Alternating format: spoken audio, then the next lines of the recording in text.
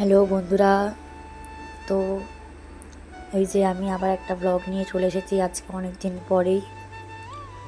তো কিছু সমস্যার কারণে আমি ব্লগ দিতে পারছিলাম না। ব্লগের ভিডিওটা শুরু করেছিলাম, কিন্তু এত সমস্যার কারণে আর হয়ে উঠছিল না। সেটা আমি একটা ভিডিওতে তোমাদেরকে জানাবো অবশ্যই। তো সেই ভিডিওটা আমি আগে পোস্ট করবো, তারপরে ভিডিও হচ্ছে এইটা।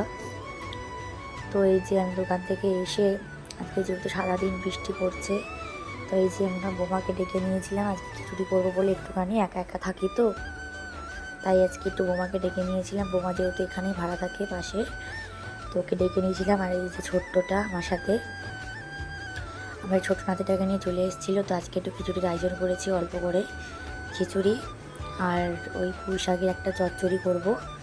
তো দেখো আমি কীভাবে করছি, তোমরা পুরোটা একটু দেখে নাও।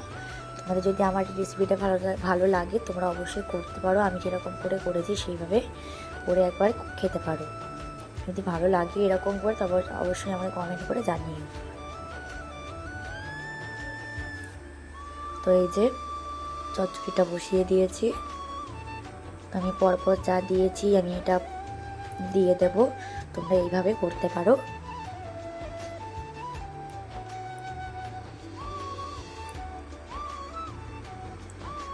আর এই যে দেখো আমাকে কী সব বলছিল, আমাকে খিচুড়ি নিয়ে যে আমাকে কেন ডাকলে এইসব আমাকে বলছিল। তো যাই হোক, তারপর রান্না বান্না হয়ে গেছে আমার। এদিকে আমি পুজো দিয়ে নিচ্ছি।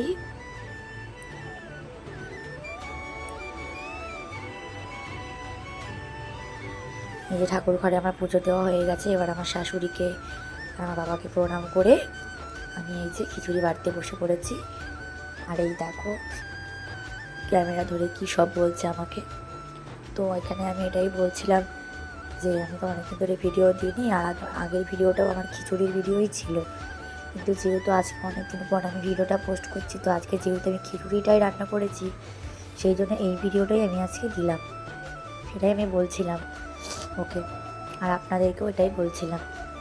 তো বন্ধুরা, তো চলো, আমার ভিডিওটা যদি ভালো লেগে থাকে বন্ধুরা অবশ্যই আমাকে একটু সাপোর্ট করবেন, আমার পাশে থাকবেন, লাইক করে দেবেন, কমেন্ট করে দেবেন এবং শেয়ার করে দেবেন। অবশ্যই বন্ধুরা একটু শেয়ার করে দেবেন আমার ভিডিওটা। ধন্যবাদ।